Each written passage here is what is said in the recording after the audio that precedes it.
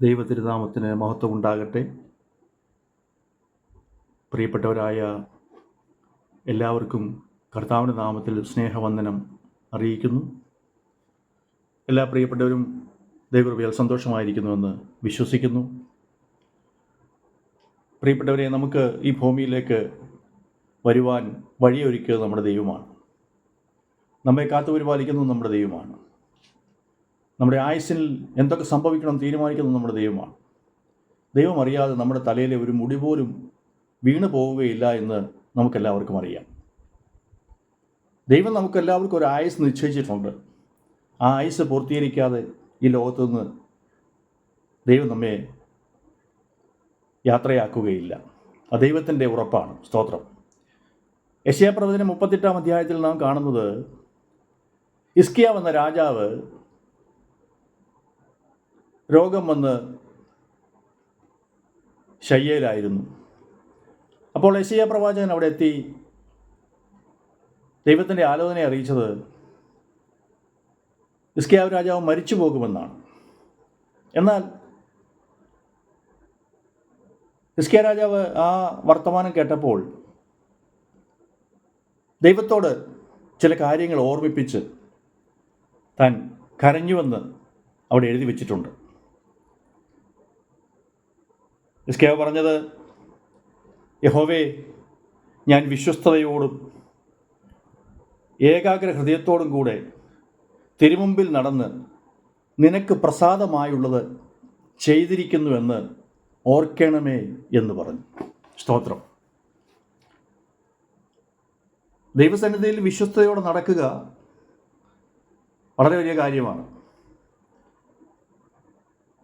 ഏകാഗ്ര ഹൃദയത്തോടെ ജീവിക്കുക എന്നതും ഒരു വലിയ വിഷമമുള്ള കാര്യമാണ്. എന്നിട്ട് പറയുന്നത്, ദൈവസന്നിധിയിൽ നിനക്ക് പ്രസാദമുള്ളത് ഞാൻ പ്രവർത്തിച്ചിരിക്കുന്നുവെന്ന് ഓർക്കണമേ എന്ന് പറഞ്ഞു. സ്തോത്രം. പ്രിയപ്പെട്ടവരെ, നമുക്ക്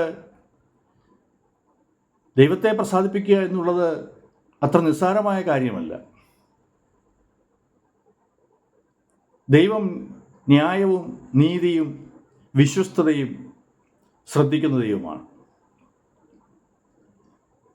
അല്ലാതെ എന്തെങ്കിലും ഈ ലോകത്തിലെ സമ്പത്ത് കൊടുത്തോ സ്വർണം കൊടുത്തോ മറ്റെന്തെങ്കിലും കൊടുത്തോ ദൈവത്തെ പ്രസാദിപ്പിക്കുവാൻ നമുക്ക് സാധ്യമല്ല. ദൈവത്തിൻ്റെ ഹൃദയം ഏറ്റവും നമ്മിൽ നിന്ന് ആഗ്രഹിക്കുന്നത് വിശ്വസ്തതയാണ്. ദൈവത്തിനത് മാത്രം മതി. സത്യസന്ധത, വിശ്വസ്തത ഒക്കെ ദൈവത്തിൻ്റെ പുസ്തകത്തിൽ വളരെ വലിയ വിലയുള്ളതാണ്. നമ്മുടെ ജീവിതത്തിൽ നമുക്ക് അനീതിയോ അധർമ്മമോ ഒന്നും നമ്മളെ പിടിച്ചിട്ടില്ലെങ്കിൽ ഏത് വിഷയത്തിനും ദൈവസന്നിധിയിലേക്ക് അടുത്തിരുന്ന് നമുക്ക് പ്രാഗൽഭ്യമുണ്ടെങ്കിൽ ദൈവം നിശ്ചയമായും വിടുവിക്കും. അത് മരണമായാലും അതിൽ നിന്നും വിടുവിക്കുവാൻ അധികാരമുള്ളവനാണ് നമ്മുടെ ദൈവം. പ്രിയപ്പെട്ടവരെ, ഹല്ലേലൂയ, ആമേൻ. നമ്മെ ഹല്ലേലൂയ കാണുന്ന കണ്ണുകൾ, നമ്മുടെ ചലനങ്ങൾ നിരീക്ഷിക്കുന്ന കണ്ണുകൾ, നമ്മുടെ ഹൃദയത്തിൻ്റെ വിചാരങ്ങൾ അറിയുന്ന ആമേൻ ദൈവം ഇതെല്ലാം ശ്രദ്ധിച്ചുകൊണ്ടിരിക്കുന്നു എന്ന് നമുക്ക് എപ്പോഴും ഓർമ്മ വേണം. ഈ ദൈവത്തെ മറന്ന് നമുക്കൊന്നും ചെയ്യുവാൻ സാധ്യമല്ല.